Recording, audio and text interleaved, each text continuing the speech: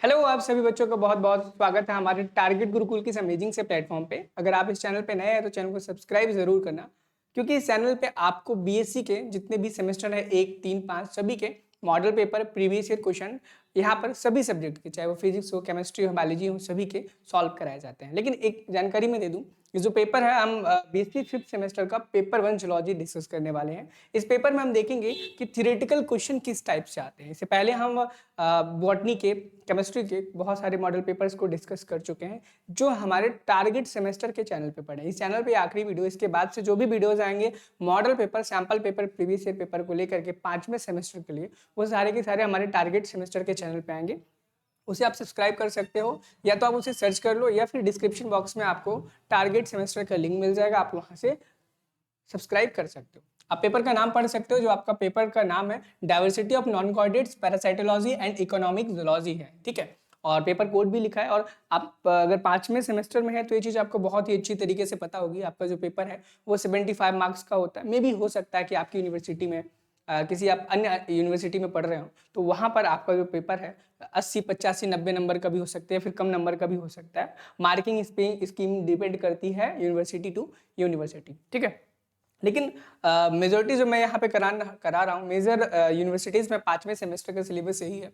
लेकिन लखनऊ यूनिवर्सिटी से अगर आप हैं तो आपके लिए ये नहीं होगा, ठीक है। लेकिन अगर आप आगरा, बुंदेलखंड, कानपुर यूनिवर्सिटी, CSJMU जिसे बोलते हैं, उनसे आप बिलोंग करते हैं, या फिर आप उत्तराखंड ओपन यूनिवर्सिटी से हैं, तो वहाँ पर ये सेम ही सिलेबस है। 5वें सेमेस्टर में जो पेपर है diversity of non coordinates, parasitology and economic zoology है, ठीक है। तो आपको पेपर का पैटर्न पता होगा, कैसे क्वेश्चंस करने हैं, कैसे नहीं करने होते हैं, कि फर्स्ट सेक्शन में कितने वर्ड्स का आंसर लिखना होते हैं, सारी चीज़ें आपको पता रहती है। जैसे आपको ये चीज़ ऑलरेडी पता होगी कि इस पूरे पेपर में 3 सेक्शन देखने को मिलते हैं, सेक्शन A, B, C, और तीनों सेक्शंस में अलग अलग प्रकार के क्वेश्चन होते हैं। सेक्शन ए में very short type answer questions होते हैं, सेक्शन बी में शॉर्ट टाइप आंसर क्वेश्चंस होते हैं, एंड सेक्शन सी में लॉन्ग टाइप क्वेश्चंस होते हैं। जैसे कि सेक्शन ए के जो क्वेश्चंस होते हैं वो टोटल आपको 5 क्वेश्चंस पढ़ने करने को मिलेंगे। यहाँ पे आपको नोट, हर सेक्शन में एक नोट मिलेगा, like attempt all 5 questions, each question carries 3 marks, very short answer is required, not exceeding 75 words. यानी कि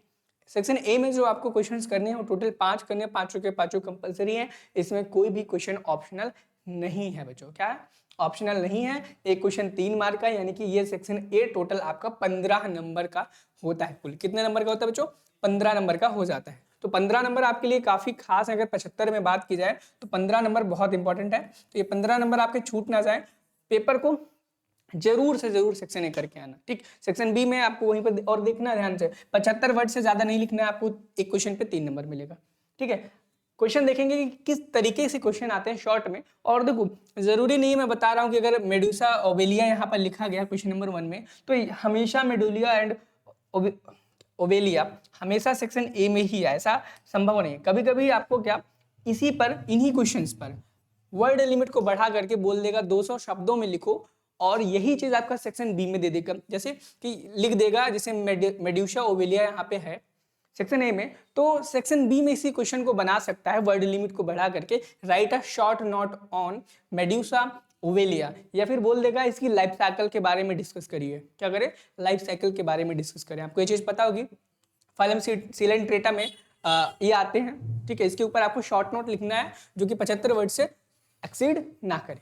नेक्स्ट आपको जो क्वेश्चन देखो यहाँ पे मिल गया कि वेल लेबल्ड डायग्राम आपको बनाना है पेलिमोन का नामांकित चित्र बनाए। यानी कि अगर आपको पेलिमोन का जो डायग्राम बनाना है, देखो अगर आपसे डायग्राम बनाने को बोला गया बच्चों, तो डायग्राम बनाने के साथ साथ उसके बारे में भी थोड़ी चीजें आपको लिखनी पड़ेंगी। सिर्फ ऐसा नहीं करना है कि आप डायग्राम बना दे बाकी की चीजें छोड़ दे, ऐसा बिल्कुल भी नहीं करना है। अगर डायग्राम बनाने को कहा गया तो थ्योरी लिखें, फिर डायग्राम भी बनाएं। और कुछ लिखने को कहा गया है, शॉर्ट नोट लिखने को कहा गया है, लिखने के साथ साथ आप छोटा सा डायग्राम भी जरूर बनाएं, ठीक है।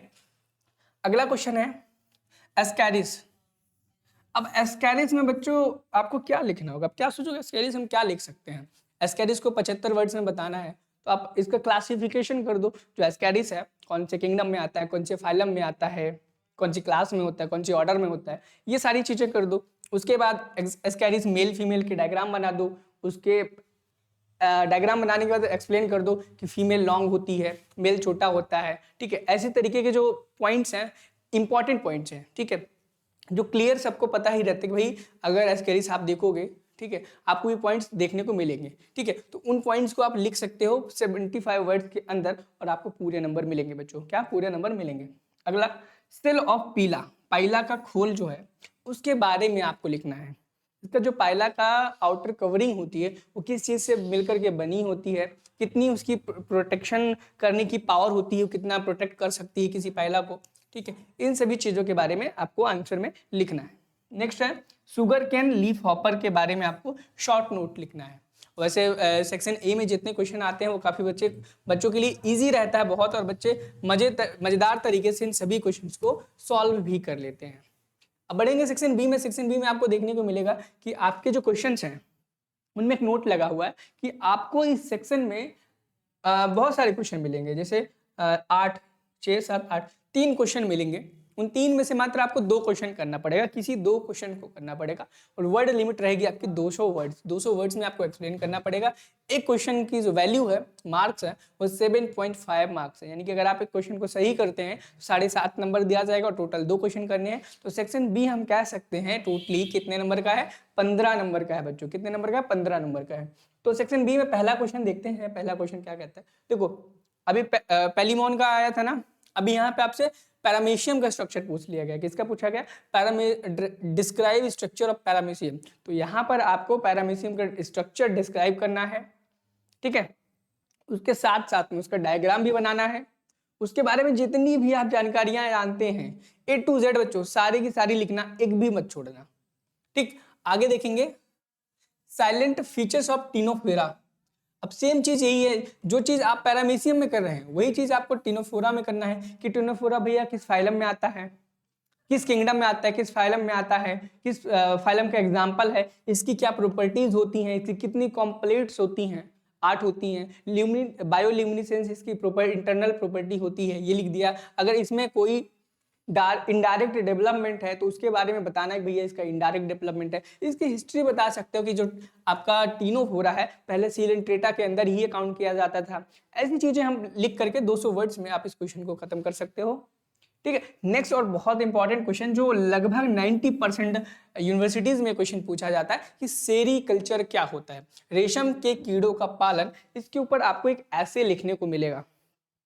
इसमें बहुत बेहतरीन तरीके से आपको बताना है कि सबसे पहले कि सेरीकल्चर हम क्यों करते हैं, इसके उद्देश्य क्या है, ठीक है, इससे बेनिफिट क्या है, इससे इकोनॉमिक बेनिफिट क्या है, ठीक है, और इसके डेली लाइफ में क्या यूजेस हैं। अगर हम सेरीकल्चर करते हैं उसका जो प्रोडक्ट हमें मिलेगा, ठीक है, उसका हम डेली लाइफ में कहाँ यूज कर सकते हैं, उसके एग्जाम्पल्स को लिखना है, ठीक है। इसकी फार्मिंग कैसे होती है, इसका फार्मिंग करने के बाद जो सेरीकल्चर फार्मिंग हम करते हैं तो राइपेंड जो प्रोडक्ट हमको मिलता है उस क्या बोलेंगे उसको, मुझे याद नहीं आ रहा है, उसको कैसे हम मैन्युफैक्चरिंग तक की प्रोसेस तक ले जाएंगे उसके बारे में लिखना है। कर करके आपको लगभग 200 वर्ड्स में लिख देना है। लिखने के बाद आपको पूरे नंबर मिल जाएंगे, ठीक है। सेक्शन सी में आपको यहाँ पर 9, 10, 11, 12, 13 यानी कि 1, 2, 3, 4, 5 क्वेश्चन टोटल देखने को मिल रहे हैं बच्चों, और 5 क्वेश्चन में से मात्र आपको 3 करने हैं, और तीनों क्वेश्चंस की वर्ड जो लिमिट है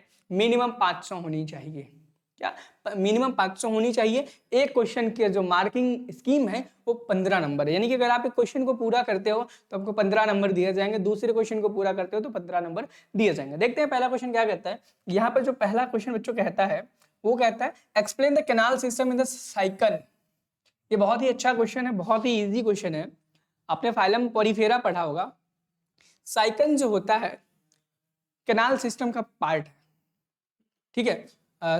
साइकन एक एग्जाम्पल है, एक ऑर्गेनिज्म है फाइलम पोरिफेरा का। उसके अंदर जो कैनाल सिस्टम प्रेजेंट होता है उसके बारे में आपको व्याख्या करनी है, उसका वर्णन करना है कि कैनाल सिस्टम इसका कैसा होता है, इसमें जो वाटर की एंट्री होती है वो कैसे होती है, कहाँ से पानी होकर के जाता है, कहाँ से एग्जिट करता है, ये सारी चीजें, कितने टाइप्स के इसमें वाटर कैनाल होते हैं उनको भी एक्सप्लेन करना है आपको, ठीक है।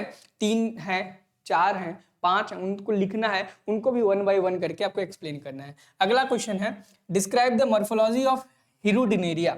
यानी कि हीरोडिनेरिया की मॉर्फोलॉजी के बारे में आपको डिस्कशन करना है। मॉर्फोलॉजी आपको पता होगा कि हम आउटर स्ट्रक्चर के बारे में बात कर रहे हैं। जो हीरोडिनेरिया ऑर्गेनिज्म है, आपको पहले तो यही लिखना होगा किस किंगडम का, किस फाइलम का है, किस ऑर्डर का, किस क्लास का है, ये लिखना है। लिखने के बाद अब इसकी एक्सटर्नल मॉर्फोलॉजी को डिस्क्राइब करो। अगला है detailed account of appendages of prawn. जो प्रॉन होता है, ठीक है, उसके जो अपेंडेजेस होते हैं उसके बारे में डिस्क्रिप्शन आपको लिखना है, यानी कि ऐसे लिखना है।